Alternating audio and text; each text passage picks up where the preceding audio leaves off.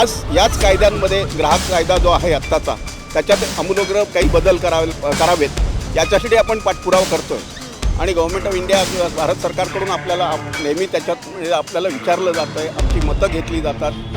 जेव्हा रेरा कायदा आता आला, रेरा मोफाचा आता विषय आहे, तो मोफाचा विषय पण आम्ही असं लावून धरणार आहोत किंवा धरला आहे की तो मोफा काही त्याच्यात बदल केला आहे ते खरोखरच आवश्यक होते की बिल्डर लॉबीला खुश करण्यासाठी काही केलेलं आहे.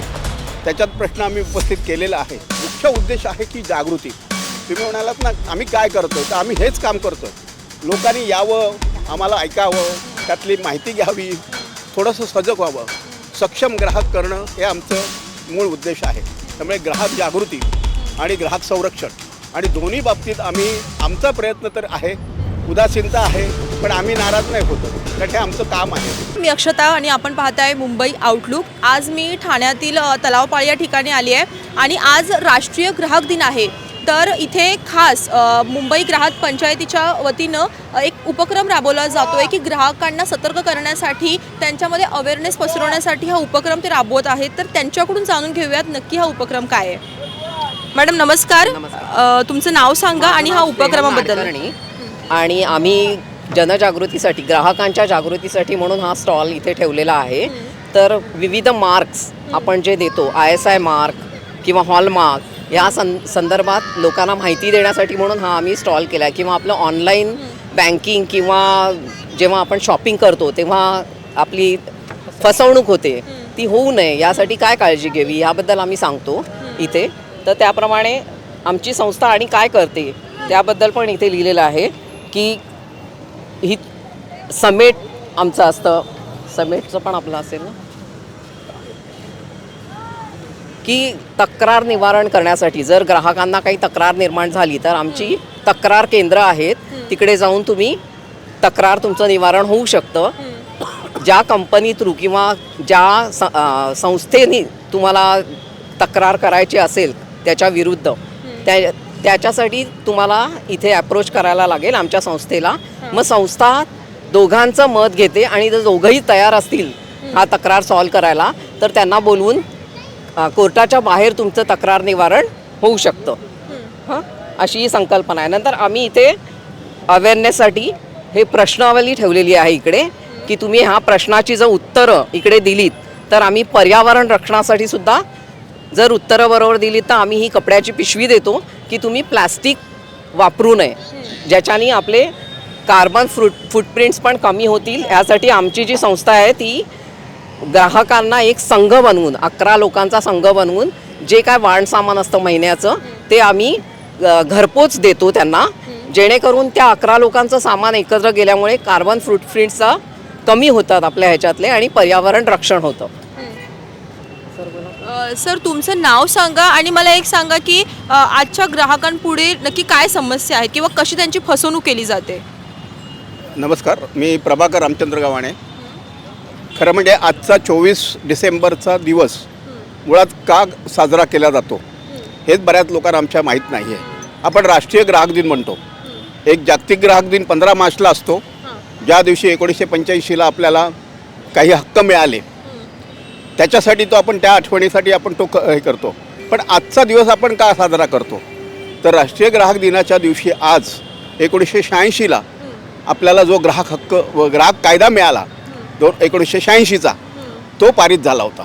आणि ग्राहकांना एक प्रोटेक्शन म्हणा किंवा संरक्षण म्हणा ते आपल्याला मिळालं होतं. तो खूप म्हणजे 30-32 कलमांचा कायदा होता. पण त्याने ग्राहकांना फायदा झाला का नाही? नक्कीच झाला. ग्राहकाभिमुखच होता, पण त्याच्यातही काही अडचणी इम्प्लिमेंटेशनला किंवा अंमलबजावणीमध्ये. आणि आपल्याकडे जे आहे शेवटी एकंदरीत त्याला खरं म्हणजे तिथे वकिलाची गरज नसते किंवा ती स्पीडी हे पाहिजे, आलं पाहिजे, त्याचा रिझल्ट आला पाहिजे 6 महिन्यात, सगळं टाईम लिमिट वगैरे सगळं प्रिस्क्राईब केलेलं होतं. तरी पण एकंदरीत त्या आपल्या कोर्ट कचेरीच्या एकंदरीत त्या प्रोसिजरमध्ये ते अडकलं गेलं आणि त्याच्यातनं खूपच म्हणजे ग्राहकाला तितकासा जो मिळाला पाहिजे दिलासा मिळत नव्हता. मिळाला नाही असं नाही आहे, बरेच निर्णय आपल्याकडे आले, ग्राहकाभिमुख निर्णय आले आणि परिणामी आता सरकारने 2019ला तो CPA consumer protection act revise करून नवीन आपल्याकडे आता जो अंमलात आला 107 कलमांचा आहे आणि त्याचं देखील व्यापक हे आहे. त्याच्यामध्ये ई कॉमर्स आत्ताच्या सिच्युएशनला तुम्ही जे म्हणता आता ते मगाशी तुम्ही म्हणाल की फसवणूक, आजची मुख्य फसवणूक ही ई कॉमर्स किंवा सायबर ह्याच्यामधून होते. ऑनलाईन फसवणूक आताचा खूप मोठा एक प्रश्न आहे लोकांसमोरचा, कारण की आता कसं सहज फसवणूक केली जाते आणि शिकलेल्या लोकांना देखील हे कळणं खूप कठीण असतं. ते म्हणजे ॲक्च्युली म्हणजे आपण तसे सगळेच अडाणी असं होतो. आपल्या 2 पावलं ते पुढेच असतात. आज तर दिवसाला पेपर तुम्ही उघडलात तर कुठल्या तरी वृद्धाचे असतेच, पण चांगल्या लोकांची पण फसवणूक झाली, लाखोने फसवणूक झाली असं आपल्याला पाहायला मिळतं, वाचायला मिळतं आहे. आणि त्याच्यासाठी एक काहीतरी आपल्याकडे यंत्रणा असावी म्हणून मुंबई ग्राहक पंचायत पण प्रयत्न करते. मुंबई ग्राहक पंचायत ही ऑर्गनायझेशन काय आहे की ग्राहक चळवळीतली एक सामाजिक चळवळ जी आहे ती चालवणारी ग्राहकांसाठी ग्राहकांनी चालवलेली ही संस्था आहे आणि ग्राहकांच्या हितासाठीच हे करतं. आज याच कायद्यांमध्ये ग्राहक कायदा जो आहे आत्ताचा त्याच्यात आमूलाग्र काही बदल करावेत याच्यासाठी आपण पाठपुरावा करतो आहे. आणि गव्हर्नमेंट ऑफ इंडिया किंवा भारत सरकारकडून आपल्याला नेहमी त्याच्यात म्हणजे आपल्याला विचारलं जातं आहे, आमची मतं घेतली जातात. जेव्हा रेरा कायदा आत्ता आला, रेरा मोफाचा आत्ता विषय आहे, तो मोफाचा विषय पण आम्ही आता लावून धरणार आहोत किंवा धरला आहे की तो मोफा काही त्याच्यात बदल केला आहे. ते खरोखरच आवश्यक होते की बिल्डर लॉबीला खुश करण्यासाठी काही केलेलं आहे, त्याच्यात प्रश्न आम्ही उपस्थित केलेला आहे. पण रेरा नक्कीच ग्राहकाभिमुख झाला, तो मुंबई ग्राहक पंचायतमुळे झाला, ते आम्ही सांगू इच्छितो की पूर्ण रेरा जेव्हा कायदा आला तर त्याच्यातल्या जवळपास 50 आम्ही अमेंडमेंट्स किंवा त्याच्या सूचना आम्ही केल्या होत्या आणि त्या सगळ्या मान्य झाल्या होत्या. आणि आज रेराचं नाही म्हटलं तरी रेरामुळे बऱ्याच लोकांना रिलीफ मिळालेला आहे. म्हणजे जे घर खरेदीदार आहेत त्यांना तो रिलीफ मिळालेला आहे. नाही, तुमचं काम हे ॲक्च्युली कौतुकास्पदच आहे, पण आज तुम्ही जो अवेअरनेस साठी हा जो हे कार्यक्रम ठेवला आहे तर त्याच्याबद्दल काय सांगाल की कसा प्रतिसाद लोकांकडून मिळतोय? आज ही मार्केट प्लेस असल्यामुळे तसे खूप लोक कमी जास्त इथून येतात जातात आणि ऑड डे आहे. जनरली संडे वगैरे लोक जास्ती बाहेर पडतात, त्यामुळे तेवढा रिस्पॉन्स आज इकडे मिळाला नाही जो आम्हाला मागच्या वेळेला मिळाला होता. पण तरी देखील जी माणसं येत आहेत त्यांना आम्ही कडून समजावून सांगण्याचा प्रयत्न करतो आहे आणि जेवढा अवेअरनेस करता येईल तेवढा करण्याचा प्रयत्न करतो. धन्यवाद. काय की उदासीनता ही आहे ग्राहकाच्या ह्याच्यात. जोपर्यंत मला झळ लागत नाही तोपर्यंत मला त्याचं काही देणं घेणं नाही. तुमचं काय होतं आता तुम्ही म्हणताय जाणारे लोक आहेत, पण थांबून काय चाललंय किंवा काय बाबा काय ग्राहक हक्क म्हणून किंवा काय तुम्ही करताय निदान एवढी तरी चौकशी करायला हरकत नाही. तुम्ही जे कळकळीने काम करताय, काही लोकांचं लक्ष त्यावर गेलंच असेल, पण काय सांगाल नागरिकांना, काय आवाहन कराल? नाही, आव्हान म्हणजे हेच की बघा तुम्ही ग्राहक म्हणून पूर्णपणे आपल्या ग्राहक हक्कांची जाणीव तुम्हाला हवी आहे आणि त्याच्या संरक्षणासाठी जर कुठे आम्ही आमच्यासारख्या संस्था काम करत असतील तर त्यांना तुमचा पाठबळ हवं आहे. म्हटलं की नाही, पण मुळात ग्राहक हक्क काय आहेत हेच माहीत नसते लोकांना.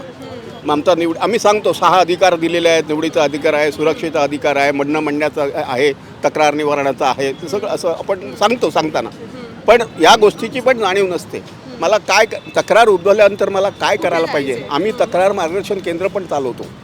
म्हणजे केवळ हे नाही, आम्ही मगाशी आमच्या मॅडमने सांगितलं की ही सगळी साखळी ही जोडून ठेवण्यासाठी आम्ही एक वितरण व्यवस्था चालवतो, एक ग्राहक संघ करून. म्हणजे त्याच्यात कोऑपरेटिव्ह सहकार तत्त्व पण आहे. ते 11 लोकांनी एकत्र यायचं, त्यांनी संघ तयार करायचा आणि तो ग्राहक संघ म्हणून राहतो. ते सभासद राहतात. तुम्ही आमचे सभासद राहिल्यानंतर कायम तुम्हाला ते ग्राहकत्वाची जाणीव होत राहते. आणि आमचा मुख्य उद्देश मात्र ते वितरण करणं नाही आहे, महिन्याचं सामान फक्त देणं नाही आहे, ती फक्त साधन म्हणून आम्ही वापरतो आहे. आणि मुख्य उद्देश आहे की जागृती. तुम्ही म्हणालात ना आम्ही काय करतो आहे, तर आम्ही हेच काम करतो आहे. लोकांनी यावं, आम्हाला ऐकावं, त्यातली माहिती घ्यावी, थोडंसं सजग व्हावं, सक्षम ग्राहक करणं हे आमचं मूळ उद्देश आहे. त्यामुळे ग्राहक जागृती आणि ग्राहक संरक्षण आणि दोन्ही बाबतीत आमचा प्रयत्न तर आहे. उदासीनता आहे, पण आम्ही नाराज नाही होत, कारण हे आमचं काम आहे. आम्हाला त्याची पूर्ण कल्पना आहे की आपण म्हणतात ना, आपण आपलं काम करत राहायचं आहे. कधीतरी जाणीव होते आणि आजही आमच्याकडे पीडित म्हणा, शोषित म्हणा, आज आम्हाला महिन्याला 10-12-15 लोक आमच्याकडे येतात, सल्ल्यासाठी येतात. आणि आम्ही सांगायला पण आम्हाला खरं वाटतं की आम्ही त्यांच्या निवारण करण्यासाठी खूप प्रयत्न करतो अगदी. म्हणजे पण एक असं की आमचं तत्त्व असं की तुमचे प्रश्न तुम्ही सोडवायला सक्षम झाले पाहिजेत. आम्ही तुम्हाला मार्गदर्शन करू, मदत करू. नाहीतर काय आहे, हो हे आहे बघा, तुम्ही काय ते केस लढायची किंवा काय नाही.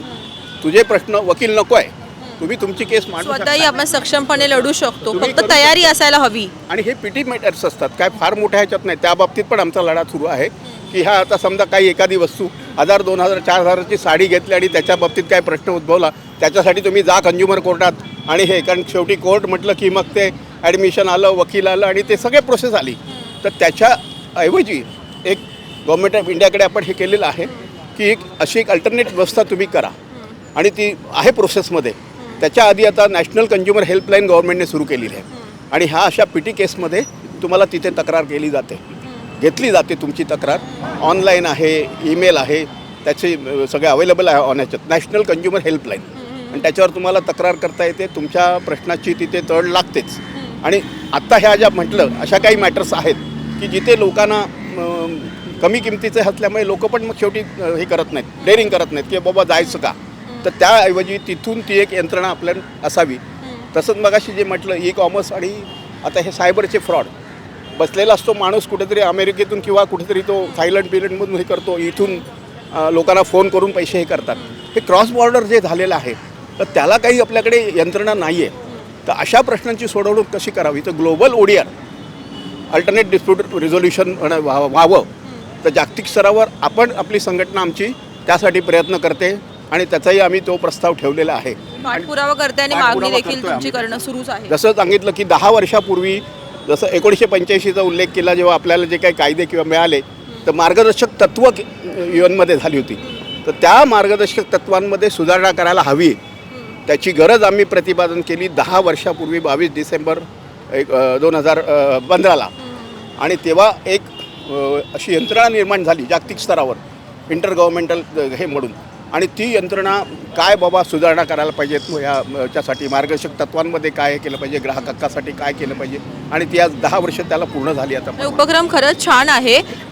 पण आज जे मुंबई आउटलुकच्या माध्यमातून तुम्हाला जे लोक ऐकत असतील त्यांच्यासोबत अशी फसवणूक होणार नाही किंवा झालीच तरी पुढे काय करायचं ते सरांनी खूप चांगल्या पद्धतीने आपल्याला मॅडमनी देखील समजावून सांगितलेलं आहे.